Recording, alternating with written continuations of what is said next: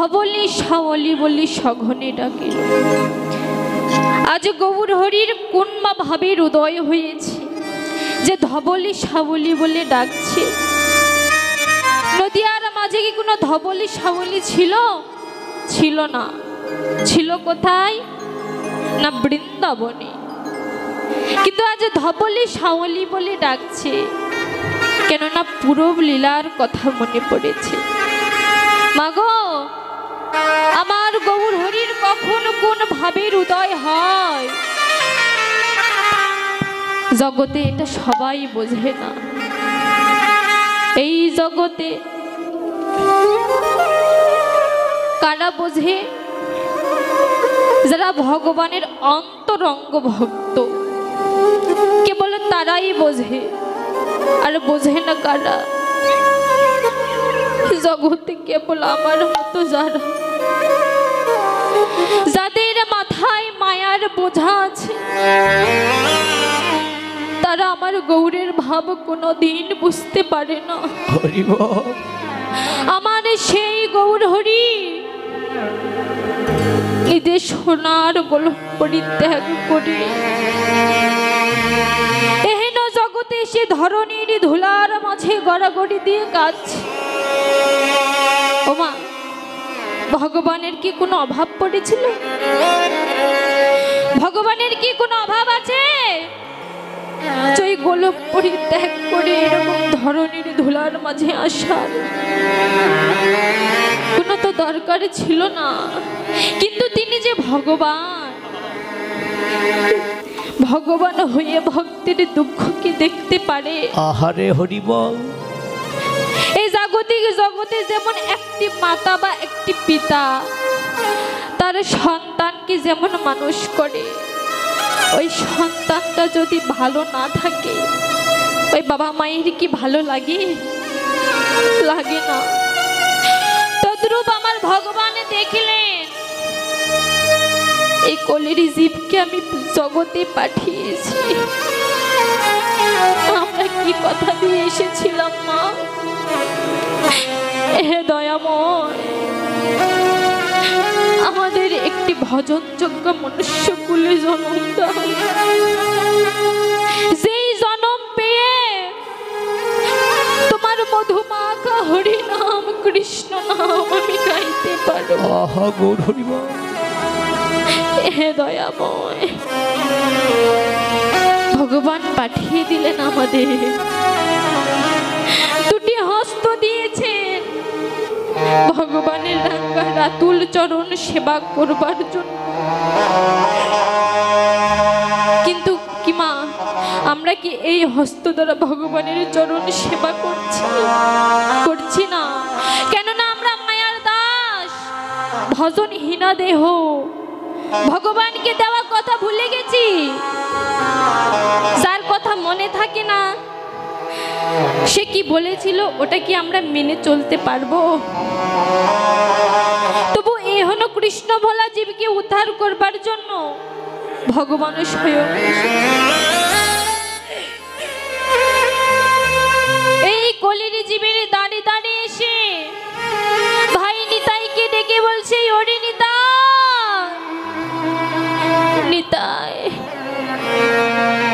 তুই একবারে কলির জীবের দাঁড়িয়ে দাঁড়িয়ে গিয়ে হরি নাম প্রচার করে আয়, তাছাড়া যে এই কলির জীব উদ্ধার পাবে না। ওরে নিতাই, তুই এই কলির জীবের দাঁড়িয়ে দাঁড়িয়ে গিয়ে তুই কি করিবি জানিস?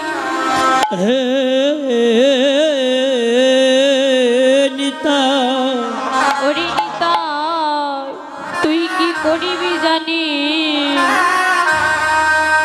জীবের দরে দারে না গৌর হরি বল। এ নাম তুই বিলা,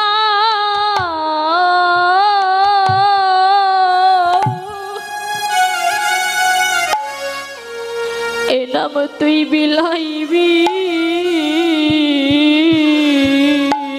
জীবের ধারে দা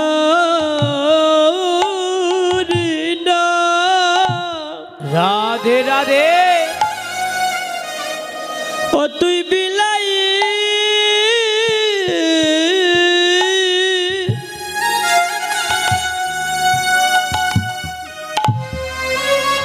বিলাই বীরে ওর জীবের দাঁড়ে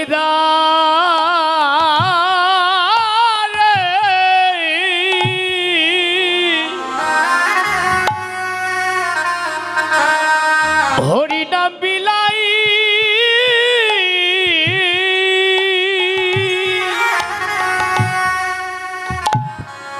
বিলাইবি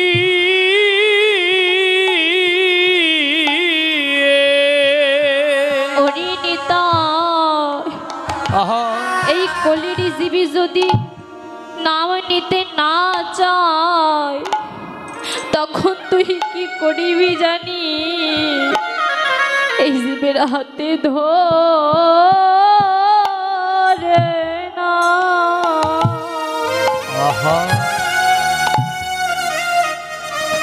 এই নাম তুই বিলা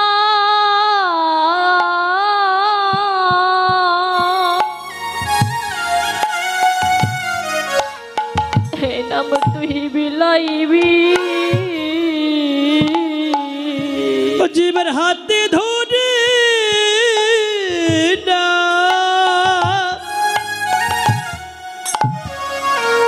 ও তুই বিলাইবি রে ওরে জীবের হাতে ধরে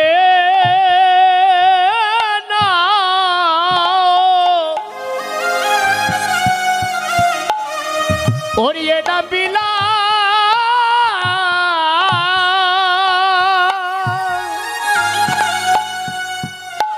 ওরে বিলাইবি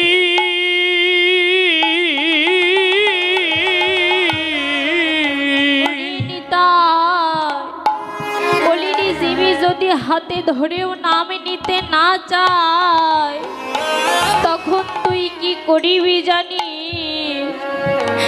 এই ভক্তের চরণ ধরে না গৌর হরিবল এ নাম তুই বিলা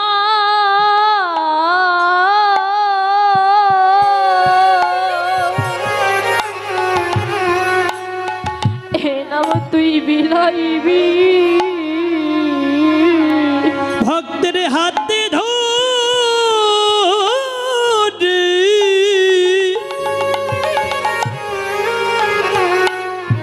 ওরে পায়ে পড়ে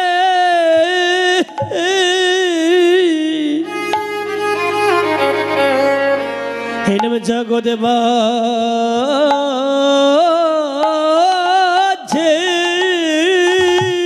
আহা হা হা হরিবা ওরে বিলাই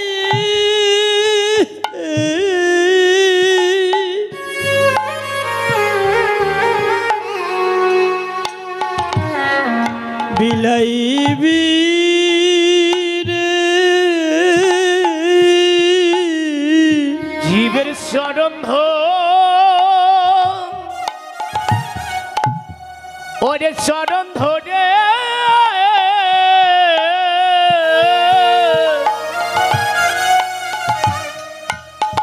এ নাম বিলাইবি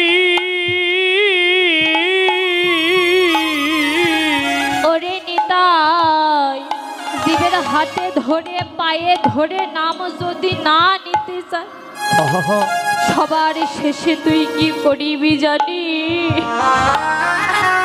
ভক্তের চরণ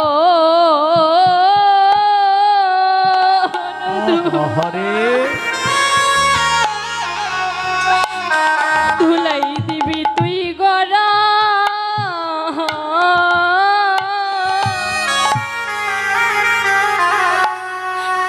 দিবি তুই গড়া গড়ি ও ভক্তের চরণ ধরে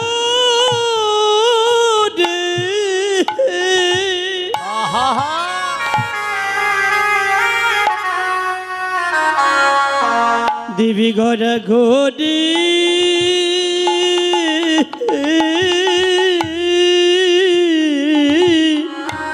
ভক্তের চরণ ধুলা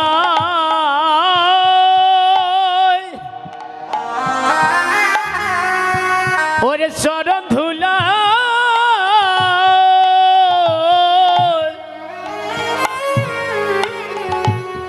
দিবি গড়া গড়ি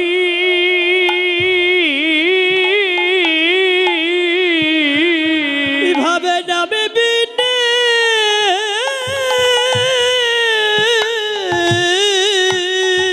আহা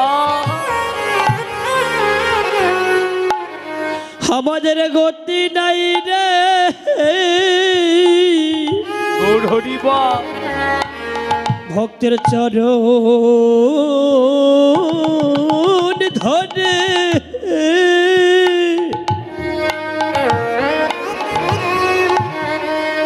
দিবি গড়া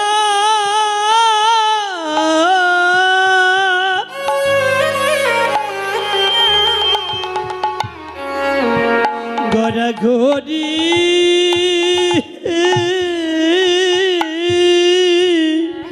ওরে নাবি নয়ার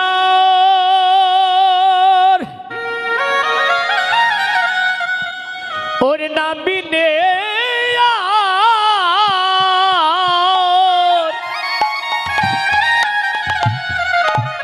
ওর গতি নাই রে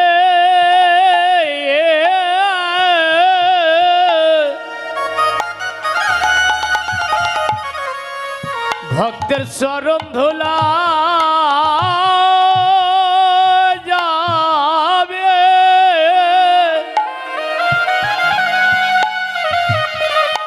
ওর যাবে গড়া গড়ি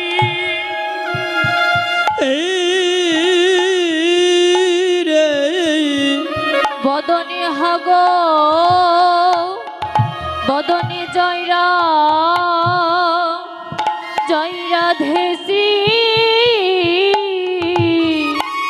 শ্রীরাধে বলে ভক্তের চরণ ধুলাই কবি গড়া গরি বদনে জয়রা বিন্দ বলে ভক্তের চরণ ধরে যায় গড়া গড়ি বদনে জয়রা বিন্দ বলে চরণ ধরে যায় গড়া গড়ি জয়রা বিন্দ বলে ওরে চরণ ধরে যায় গড়া গড়ি রাধা গোবিন্দ বলে চরণ ধরে যায় গড়া গড়ি হরি জয় রাধে গোবিন্দ বলে চরণ ধরে যায় গড়া গড়ি জয় রাধে গোবিন্দ বলে চরণ ধরে যায় গড়া গড়ি জয় রাধে গোবিন্দ বলে চরণ ধরে যায় গড়া গড়ি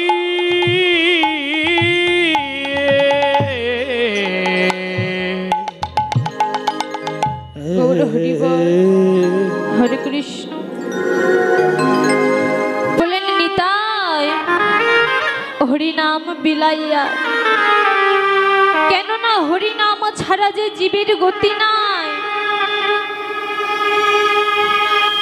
শ্রী চৈতন্য চরিত্রামিতে বললেন অনার্পিত চিরাত করুণায় অবতীর্ণ কল সমর্পিত মন্নতজ্জল রসাংশ ভক্তি শ্রিয় হরিপুরট সুন্দর দুতি কদম্ব সন্দীপিত সদা হৃদয়ে কন্দর স্ফুরত বসুচি নন্দন শ্রী বিদগ্ধ মাধব। ও মায়েরা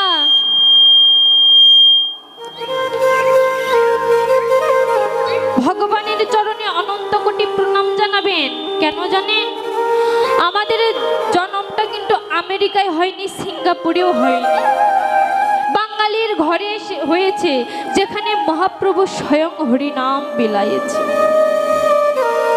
মহাপ্রভু স্বয়ং হরিনাম বিলাইছে। চৈতন্য চরিত্রামৃতে আরো বললেন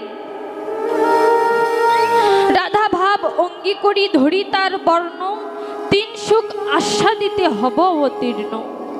তিন সুখটা কি বললেন? এই জগতে ভগবানের আবির্ভাব হওয়ার মূল কারণ ছিল দুটি। কি? একটি হলো অদ্বৈত আচার্য প্রভুর আরাধনা পূরণ, আরেকটি হলো নাম প্রেম দ্বারা জগতের মঙ্গল সাধন।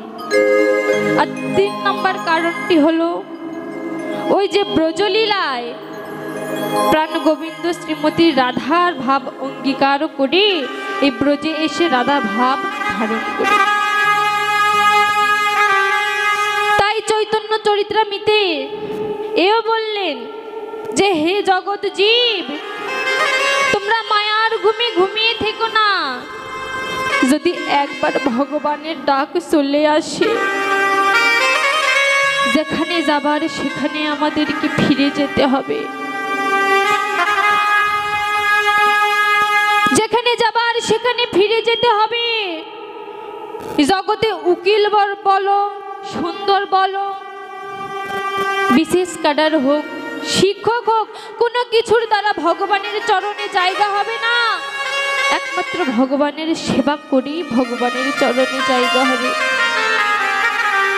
আপনারা অনেকেই আছেন যারা সন্তানকে বলেন নাকি যে মানুষের মতো মানুষ করেছি।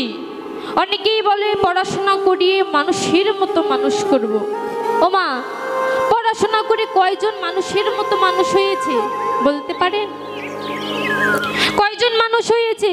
হতে পারে শিক্ষিত হয়েছে, বিশেষ ক্যাডার হয়েছে, ডাক্তার হয়েছে, কিন্তু প্রকৃত মানুষ হতে পারেনি। প্রকৃত মানুষ কখন হয়? যখন কেউ কৃষ্ণ ভক্ত হয়। দেখবেন এই জগতে মায়েরা বাবারা কি করে? সন্তানকে পড়াশোনা করতে পাঠায়, বিদেশে পাঠায়, কোচিং করতে পাঠায়। যদি সকালবেলা ঘুম থেকে উঠতে একটু দেরি হয়, বলে কিরে কোচিং এর সময় হয়নি, যা কোচিং করে আয়। কিন্তু কোনো মা বা কোনো বাবা কি একবারও সন্তানকে বলেছেন পূজা করার সময় হয়েছে, একটু পূজা করে আয়? সন্ধ্যার পর বলেন বই নিয়ে একটু পড়তে বস, কিন্তু কখনো কি বলেছেন যে বাবা তুই একটু পূজা করা ঘরে যা, গিয়ে একটু গীতা অধ্যয়ন কর, একটু ভাগবত অধ্যয়ন কর? কে বলেছেন? এখানে কেউ বলতে পারবেন? সবকিছু অধঃপতনে যাচ্ছে। কেন না? আমাদের আচরণে। তাই আপনাদের চরণ ধরে নিবেদন, সনাতনটাকে তো জাগ্রত করতে হবে, তাই না? আপনারা আপনাদের সন্তানকে কৃষ্ণ ভক্ত করে তুলবেন। অনেকেই আছে, আমি পড়াশোনা করি তো, আমার বান্ধবীরা আছে, ওরা বলে যে দেখ আমি তো একাদশী করতে চাই, কিন্তু আমার শরীর অসুস্থ হবে বলে মা একাদশী করতে দেয় না। বলি এইরকম করবেন না। একাদশী আসলে বলবেন যে বাবা আজকে একাদশী কর। কেন না? একাদশীর দিনে যে যতটা অন্ন গ্রহণ করবেন ততটা পাপ আহার করবেন। ভগবান আমাদেরকে এত কিছু দিয়েছে, আর একটা দিন ভগবানের কথা কি ভাবা আমাদের উচিত নয়? কি গো মায়েরা, কত বছর হলো কীর্তন হচ্ছে এখানে? হ্যাঁ, কেউ বলতে পারবেন? 19 বছর। এখানে 19 বছর কীর্তন হচ্ছে।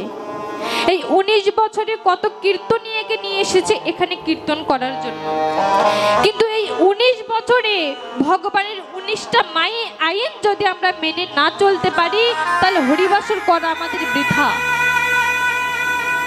হরিবাসর কেন করা হয়? না ভক্তের জীবের জ্ঞান বাড়ানোর জন্য। কি জ্ঞান? না হে জীব, তোমরা কৃষ্ণ পথে এসো, ভগবানের আচরণ করো। কেন না এই পৃথিবী ছেড়ে যখন তুমি চলে যাবে, তখন তোমার সঙ্গে কিছু যাবে না, যাবে শুধু নাম, আমার কর্মের ফল আর এই প্রাণ। ভগবানের কাছে গিয়ে কি অভিহিত দেব? কিছু করেছি? ভগবান তো আমাদেরকে 16 আনা করে এই জগতে পাঠিয়েছে। আমরা যখন চলে যাব 16 আনা কি নিয়ে যেতে পারবো? মায়ায় আবদ্ধ হয়ে 16 আনা কমতে কমতে 1 আনায় এসে ঠেকেছে।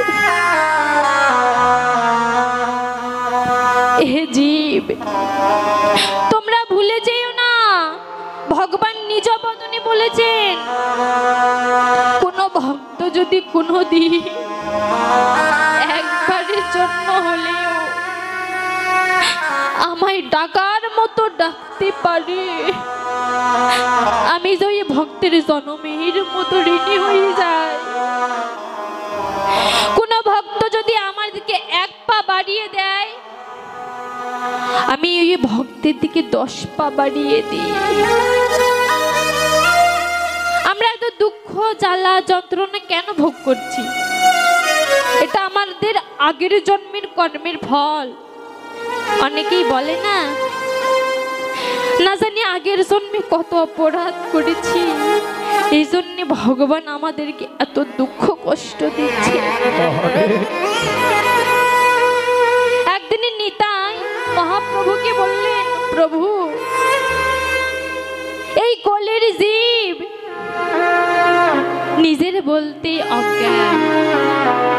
আপনি ভাবছেন মেয়ের সুন্দর জামাই পেলে মেয়ে সুখী হবে। ওমা, আপনি বলতে পারেন? ভাবছেন জামাই চাকরিজীবী হলে মেয়ে সুখী হবে। আপনি কি বলতে পারবেন আপনার মেয়ের কপালে সুখ লেখা আছে কি? গিয়ে দেখুন 10 তলা 20 তলা বিল্ডিং, তাদের জীবনে কষ্টের শেষ নেই, কিন্তু আবার কুড়ে ঘর, সেই ঘরেও সুখ আছে। তাই নিতাই একদিন বলছে, প্রভু, এই কলির জীব তো আগের জন্মে অপরাধ করে, তবে এই জন্মে এসে ওই অপরাধের কর্মের ফল ভোগ করবার আগে যদি তোমার চরণে শরণ নেয়, তুমি কি তাদের কৃপা করবে না? প্রভু বলেছিলেন, নিতাই, আমার চরণে নয়, ভক্তির চরণে।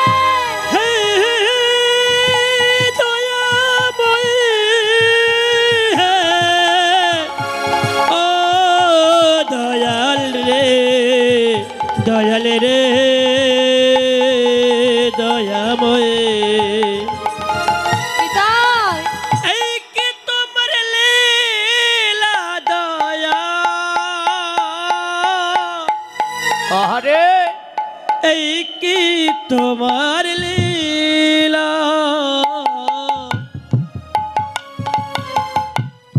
কারে হাসাও কারে কাঁদাও, কারে যে ভাসাও, ও দয়াল রে দয়াল রে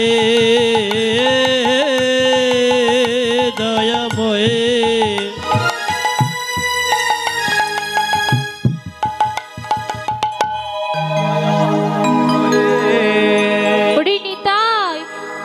আমার চরণে নয়, ভক্তির চরণে। যারা প্রথমে বুঝতে পারে যে আমি আগের জন্মের অপরাধী, এটা জেনে কোনো জীবে যদি সকাল সকাল সাধুগুরু বৈষ্ণবের চরণের বাজারে আসতে পারে, ওরে নিতাই, তার যে শত সহস্র জন্মের পাপ আমি নষ্ট করে দিই। তাহলে দেখেছো মায়েরা, এই ভক্তের ধুলির মাঝে, এই হরি নামের মাঝে কি আছে, এটা সবাই বোঝে না। যারা একদিনের জন্য হলো ভগবানকে ডেকেছে, কৃষ্ণ বলে, হা গৌর বলে কেঁদেছে, কেবল তারাই জানে। এই পৃথিবীতে ডিজে নাচ করে আনন্দ পাওয়া যায়, গান করে আনন্দ পাওয়া যায়, খেলাধুলা করে আনন্দ পাওয়া যায়, কিন্তু হরি নামের মাঝে যে যত আনন্দ আছে, এই আনন্দ কোনো কিছুর মাঝে নেই। অনেকেই বলবে, যেখানে কাদা সেখানেই তো কষ্ট, পৃথিবীতে মানুষ কষ্ট পেলেই তো কাঁদে, তাই না? কিন্তু ভক্তের কি কষ্ট, সে ভক্ত কৃষ্ণ বলেও কাঁদে, ভক্ত বলেও কাঁদে। এই কাদার মাঝে যে কি সুখ, কি প্রেম আছে, সবাই বোঝে না।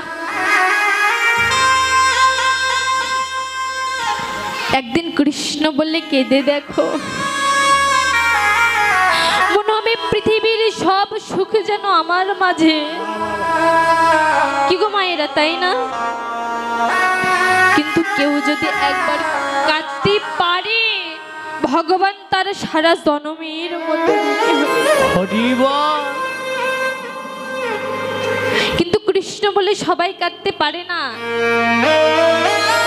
চৈতন্য চরিত্রামিতে বললেন, যার কোটি কোটি জনমের হরিনাম কৃষ্ণ নাম শুনিতে যাহার না হয় অশ্রুপাত, নিশ্চয় জানিবে তার কোটি কোটি জনমের আছে অপরাধ। এ দেহ অপরাধ থাকলে কোনদিন কৃষ্ণ বলে হরি বলে কাঁদা যায় না। আপনি মনে মনে ভাবছেন, আমার মাঝে তো কৃষ্ণ প্রেম নেই, ভক্ত সঙ্গ করে কি করব? যারা ভক্ত তারা তো গিয়ে ভক্ত সঙ্গ করে, আমি তো আর কৃষ্ণ ভক্ত নয়, তাই ভক্ত সঙ্গ করব না। তাদেরকে বলছি, আপনারা সাধুগুরু বৈষ্ণবের সঙ্গ করবেন, কেননা ভক্ত যে পরশমণি গো, পরশমণির ছোঁয়া পেয়ে লোহা যেমন সোনা হয়, ভক্তির পরশ পেয়েও ভক্ত ভক্ত হয়ে যায়। তাই আপনি হয়তো কৃষ্ণ ভক্ত নয়, কৃষ্ণ বলে কাঁদতে পারেন না, কিন্তু 10 দিনে ভক্ত সঙ্গ করতে করতে একদিন এমন ভক্তির চরণে হাত পড়ে যাবে, সেদিন কৃষ্ণ প্রেম তোমার জাগৃত হয়ে যাবে।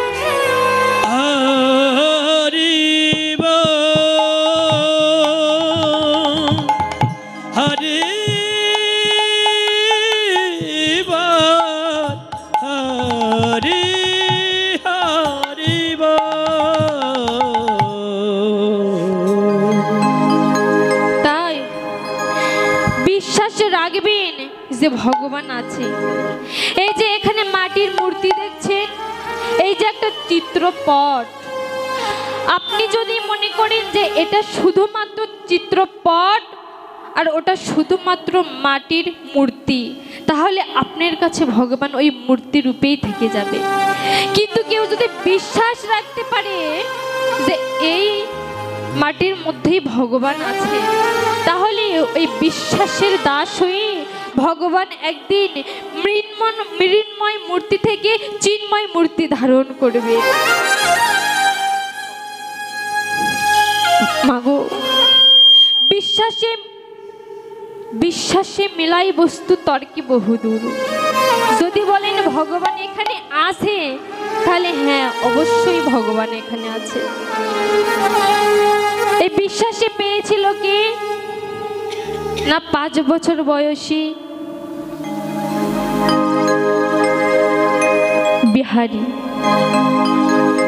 বিহারীর যখন 5 বছর বয়স, দেখুন মা, সে কিন্তু 5 বছর, কিন্তু তার মাঝে কত ভক্তি।